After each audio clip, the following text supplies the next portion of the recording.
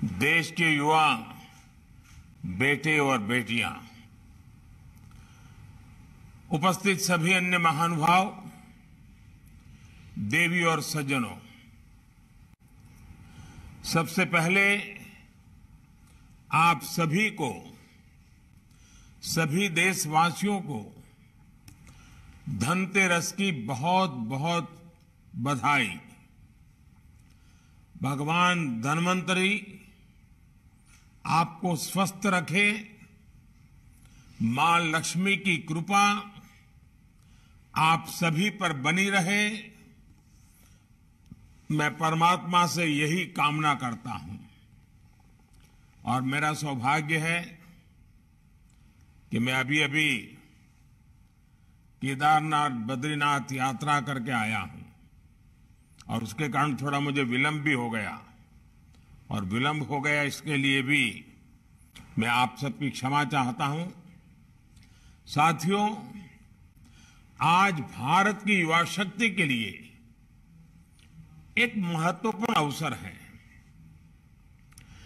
बीते 8 वर्षों में देश में रोजगार और स्वरोजगार का जो अभियान चल रहा है, आज उसमें एक और कड़ी जुड़ रही है। ये कड़ी है रोजगार मेले की। आज केंद्र सरकार आजादी के 75 वर्ष को ध्यान में रखते हुए 75,000 युवाओं को एक कार्यक्रम के अंतर्गत नियुक्ति पत्र दे रही है। बीते 8 वर्षों में पहले भी लाखों युवाओं को नियुक्ति पत्र दिए गए हैं, लेकिन इस बार हमने तय किया कि इकट्ठे नियुक्ति पत्र देने की परंपरा भी शुरू की जाए, ताकि डिपार्टमेंट में भी टाइम बाउंड प्रक्रियाएं पूरा करने और निर्धारित लक्ष्य को जल्द से पार करने का एक सामूहिक स्वभाव बने, सामूहिक प्रयास हो। इसलिए भारत सरकार में इस तरह का रोजगार मेला शुरू किया गया है। आने वाले महीनों में इसी तरह लाखों युवाओं को भारत सरकार द्वारा समय समय पर नियुक्ति पत्र सौंपे जाएंगे। मुझे खुशी है कि एनडीए शासित कई राज्य और केंद्र शासित प्रदेश भी और भाजपा सरकारें भी अपने यहां इसी तरह रोजगार मेले आयोजित करने जा रहे हैं। जम्मू कश्मीर, दादरा नगर एवं नगर हवेली, दमन दीव, अंडमान निकोबार भी आने वाले कुछ ही दिनों में हजारों युवाओं को ऐसे ही कार्यक्रम करके नियुक्ति पत्र देने वाले हैं। आज जिन युवा साथियों को नियुक्ति पत्र मिला है, उन्हें मैं बहुत बहुत बधाई देता हूं। साथियों, आप सभी ऐसे समय में भारत सरकार के साथ जुड़ रहे हैं जब देश आजादी के अमृत काल में प्रवेश कर चुका है। विकसित भारत के संकल्प की सिद्धि के लिए हम आत्मनिर्भर भारत के रास्ते पर चल रहे हैं। इसमें हमारे इनोवेटर्स, हमारे एंटरप्रेन्योर्स, हमारे उद्यमी, हमारे किसान, सर्विसेज और मैन्युफैक्चरिंग से जुड़े हर किसी की बहुत बड़ी भूमिका है। यानी विकसित भारत का निर्माण सबके प्रयास से ही संभव है। सबका प्रयास की इस भावना को तभी जागृत किया जा सकता है जब हर भारतीय तक मूल सुविधाएं तेजी से पहुंचे और सरकार की प्रक्रियाएं तेज हो, त्वरित हो।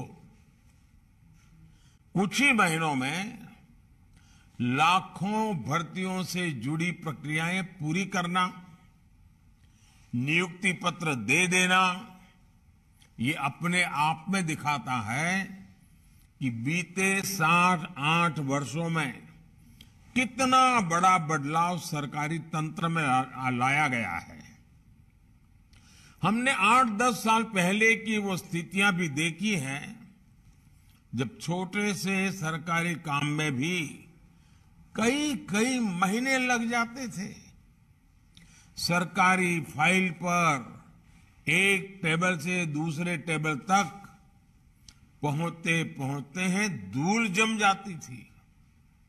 लेकिन अब देश में स्थितियां बदल रही हैं, देश की कार्य संस्कृति बदल रही है।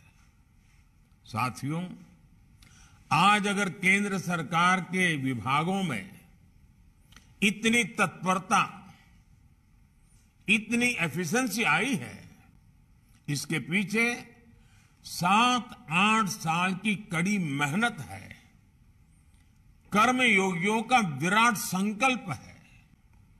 वरना आपको याद होगा, पहले सरकारी नौकरी के लिए अगर किसी को अप्लाई करना होता था तो वहीं से अनेक परेशानियां शुरू हो जाती थी। भांति भांति के प्रमाण पत्र मांगे जाते, जो प्रमाण पत्र होते भी थे उनको प्रमाणित करने के लिए आपको नेताओं के घर के बाहर कतार लगा के खड़ा रहना पड़ता था, अफसरों की सिफारिश लेकर के जाना पड़ता था। हमने सरकार के शुरुआती वर्षों में ही इन सभी मुश्किलों से युवाओं को मुक्ति दे दी। सेल्फ अटेस्टेशन, युवा अपने सर्टिफिकेट खुद प्रमाणित करे, ये व्यवस्था की। दूसरा बड़ा कदम हमने केंद्र सरकार की ग्रुप सी और ग्रुप डी इन भर्तियों में इंटरव्यू को खत्म करके उन सारे परंपराओं को उठा लिया। इंटरव्यू की प्रक्रिया को समाप्त करने से भी लाखों नौजवानों को बहुत फायदा हुआ है। साथियों, आज भारत दुनिया की 5वीं बड़ी अर्थव्यवस्था है। 7-8 साल के भीतर हमने 10वें नंबर से 5वें नंबर तक की छलांग लगाई है। ये सही है कि दुनिया के हालात ठीक नहीं है। अनेक बड़ी बड़ी अर्थव्यवस्थाएं संघर्ष कर रही हैं। दुनिया के अनेक देशों में महंगाई हो, बेरोजगारी हो, अनेक समस्याएं अपने चरम पर हैं। 100 साल में आए सबसे बड़े संकट के साइड इफेक्ट्स 100 दिन में चले जाएंगे, ऐसा न हम सोचते हैं, न हिंदुस्तान सोचता है और न ही दुनिया अनुभव करती है। लेकिन इसके बावजूद संकट बड़ा है, विश्वव्यापी है और उसका प्रभाव चारों तरफ हो रहा है, दुष्प्रभाव हो रहा है। लेकिन इसके बावजूद भारत पूरी मजबूती से लगातार नए नए इनिशिएटिव लेकर के, थोड़ा रिस्क लेकर के भी ये प्रयास कर रहा है कि ये जो दुनिया भर में संकट है उसको से हम हमारे देश को कैसे बचा पाए, इसका दुष्प्रभाव हमारे देश पर कम से कम कैसे हो। बड़ा कसौटी काल है, लेकिन आप सबके आशीर्वाद से, आप सबके सहयोग से अब तक तो हम बच पाए हैं।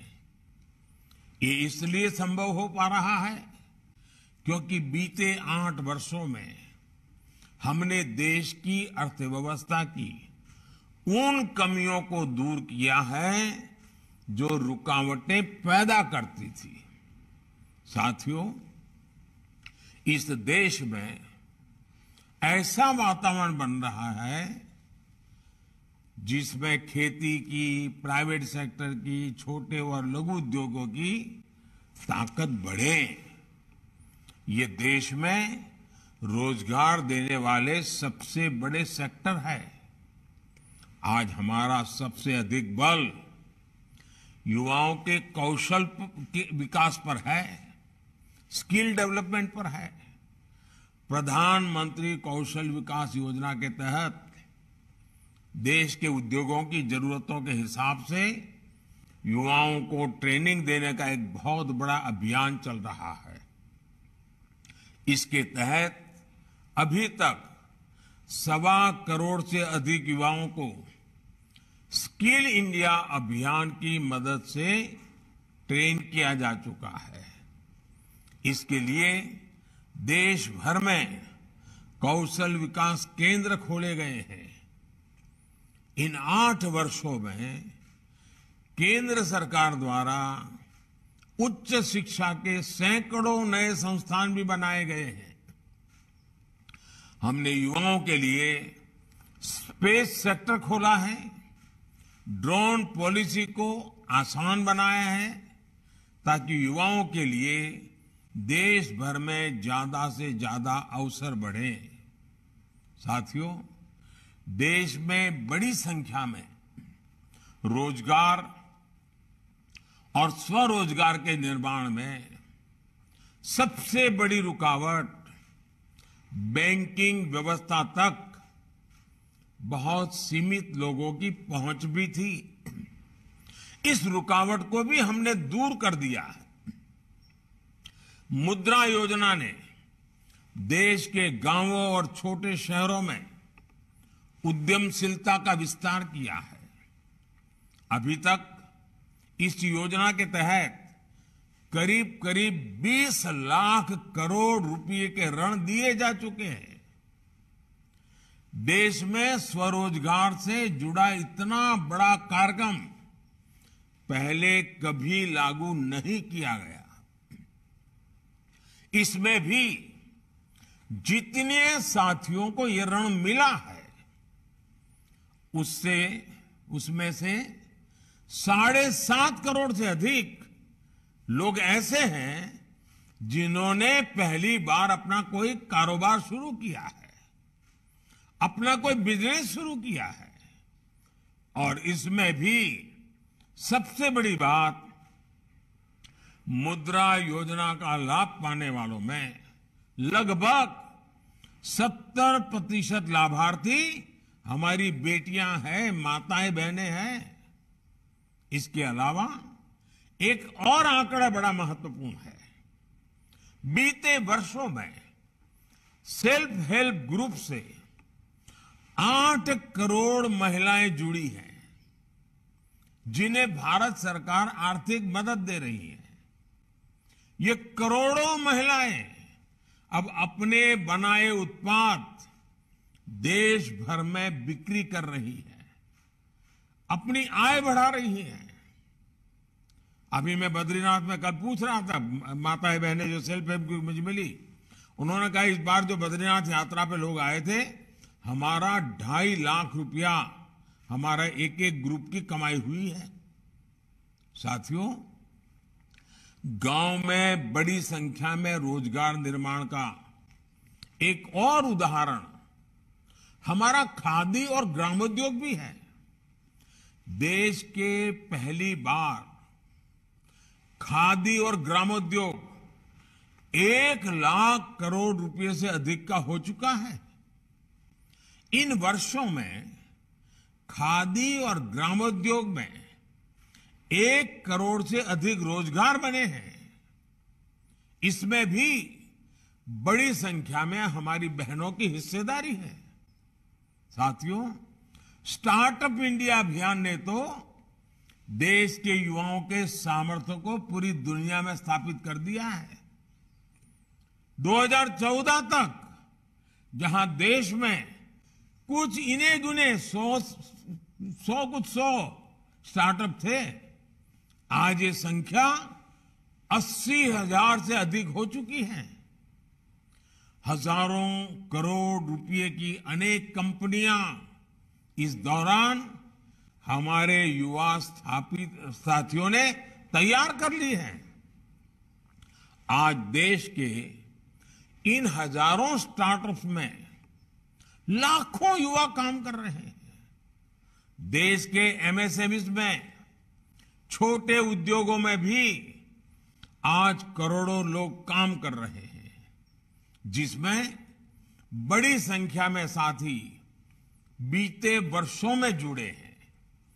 कोरोना के संकट के दौरान केंद्र सरकार ने एमएसएमईज के लिए जो 3 लाख करोड़ रुपए से ज्यादा की मदद की, उससे करीब 1.5 करोड़ रोजगार जिस पर संकट आया हुआ था वो बच गए।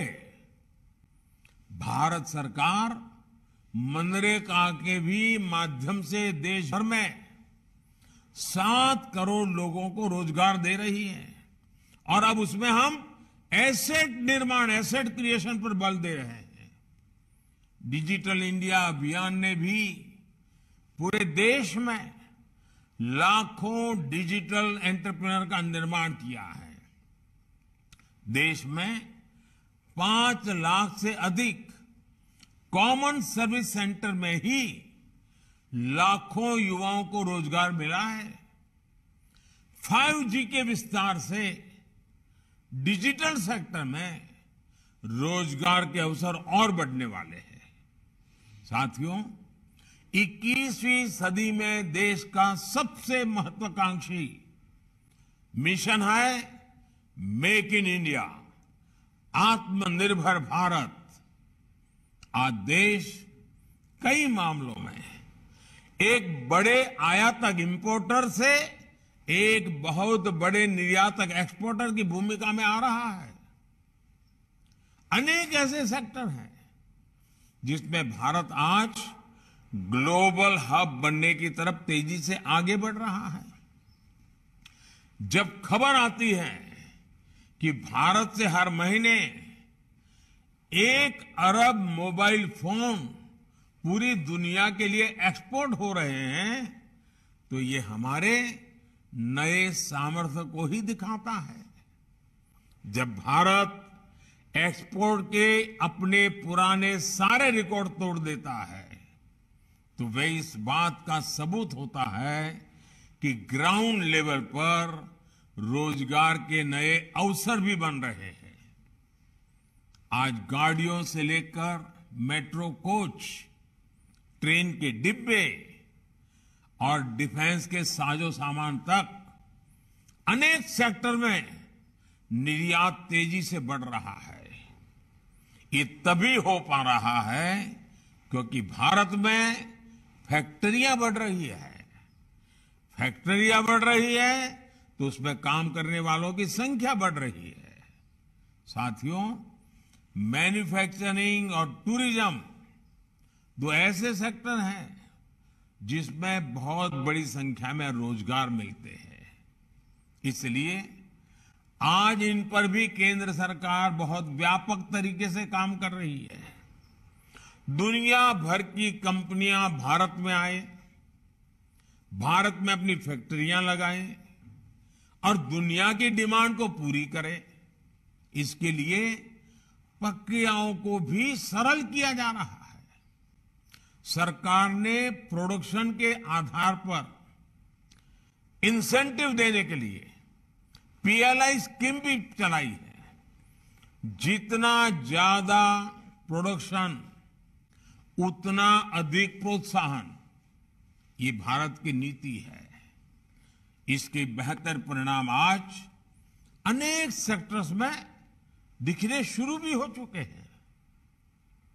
बीते वर्षों में ईपीएफओ का जो डेटा आता रहा है वो भी बताता है कि रोजगार को लेकर के सरकार की नीतियों से कितना लाभ हुआ है। 2 दिन पहले आए डेटा के मुताबिक इस साल अगस्त के महीने में करीब 17 लाख लोग ईपीएफओ से जुड़े हैं। मैं अगस्त महीने की बात कर रहा हूं। यानी ये देश की फॉर्मल इकोनॉमी का हिस्सा बना है। इससे भी करीब 8 लाख ऐसे हैं जो 18 से 25 साल के उम्र के ग्रुप के हैं। साथियों, इंफ्रास्ट्रक्चर निर्माण से रोजगार निर्माण का भी एक और बड़ा अवसर होता है, एक बहुत बड़ा मजबूत पक्ष होता है। और इस विषय में तो दुनिया भर में सब लोग मान्यता है कि हाँ, ये क्षेत्र है जो रोजगार बहुत बढ़ाता है। बीते 8 वर्षों में देश भर में हजारों किलोमीटर नेशनल हाईवे का निर्माण हुआ है। रेल लाइन के दोहरीकरण का काम हुआ है। रेलवे के गेज परिवर्तन का काम हुआ है। रेलवे में इलेक्ट्रिफिकेशन पर देश भर में काम किया जा रहा है। देश में नए हवाई अड्डे बना रहा है। रेलवे स्टेशनों का आधुनिकीकरण हो रहा है। नए वाटरवेज बन रहे हैं। ऑप्टिकल फाइबर नेटवर्क का पूरे देश में बड़ा अभियान चल रहा है। लाखों वेलनेस सेंटर बन रहे हैं। पीएम आवास योजना के तहत 3 करोड़ से ज्यादा घर भी बनाए गए हैं। और आज शाम को धनतेरस पर जब मध्य प्रदेश के 4.5 लाख भाई बहनों को अपने घरों की चाबी सौंपूंगा, तो मैं इस विषय पर भी आज विस्तार से बोलने वाला हूं। मैं आपसे भी आग्रह करूंगा, आज मेरा शाम का भाषण भी देख लीजिए। साथियों, भारत सरकार इंफ्रास्ट्रक्चर पर 100 लाख करोड़ रुपए से ज्यादा का लक्ष्य लेकर चल रही है। इतने बड़े पैमाने पर हो रहे विकास कार्य स्थानीय अवसर पर युवाओं के लिए रोजगार के लाखों अवसर बना रहे हैं। आधुनिक इंफ्रा के लिए हो रहे ये सारे कार्य टूरिज्म सेक्टर को भी नई ऊर्जा दे रहे हैं। आस्था के, आध्यात्म के, ये ऐतिहासिक महत्व के स्थानों को भी देश भर में विकसित किया जा रहा है। ये सारे प्रयास रोजगार बना रहे हैं। दूर सुदूर से भी युवाओं को मौका दे रहे हैं। कुल मिलाकर देश में अधिक से अधिक रोजगार के निर्माण के लिए केंद्र सरकार एक साथ अनेक मोर्चों पर काम कर रही है। साथियों, देश की युवा आबादी को हम अपनी सबसे बड़ी ताकत मानता है। आजादी के अमृत काल में विकसित भारत के निर्माण के सारथी हमारे युवा हैं, आप सभी हैं। आज जिन्हें नियुक्ति पत्र मिला है, उनसे मैं विशेष तौर पर कहना चाहूंगा कि आप जब भी दफ्तर आएंगे, अपने कर्तव्य पथ को हमेशा याद करें। आपको जनता की सेवा के लिए नियुक्त किया जा रहा है। 21वीं सदी के भारत में सरकारी सेवा सुविधा का नहीं, बल्कि समय सीमा के भीतर काम करके देश के कोटि कोटि लोगों की सेवा करने का एक कमिटमेंट है, एक स्वर्णिम अवसर है। स्थितियां, परिस्थितियां कितनी भी कठिन हो, सेवा भाव का सरोकार और समय सीमा की मर्यादा को हर हाल में हम सब मिलकर के कायम रखने का प्रयास करेंगे। मुझे विश्वास है कि आप इस बड़े संकल्प को ध्यान में रखते हुए सेवा भाव को सर्वोपरि रखेंगे। याद रखिए, आपका सपना आज से शुरू हुआ है, जो विकसित भारत के साथ ही पूरा होगा। आप सभी को फिर से नियुक्ति पत्र, जीवन की एक नई शुरुआत के लिए बहुत बहुत शुभकामनाएं हैं। और मुझे विश्वास है कि आप मेरे अनन्य साथी बन करके, हम सब मिलकर के देश के सामान्य मानवी की आशा आकांक्षाओं को पूरा करने में कोई कमी नहीं रखेंगे। धनतेरस का पावन पर्व है, हमारे यहां इसका अत्यंत महत्व भी है। दिवाली भी सामने आ रही है। यह अनेक त्योहारों का पल है। उसमें आपके हाथ में ये पत्र होना आपके त्योहारों को अधिक उमंग और उत्साह से भर देंगे, साथ में एक संकल्प से भी जोड़ देंगे, जो संकल्प 100 साल का जब भारत की आजादी का समय होगा, अमृत काल के 25 साल, आपके जीवन के भी 25 साल, महत्वपूर्ण 25 साल, आइए मिलकर के देश को नई ऊंचाइयों पर ले जाए। मेरी बहुत बहुत शुभकामनाएं हैं। बहुत बहुत धन्यवाद।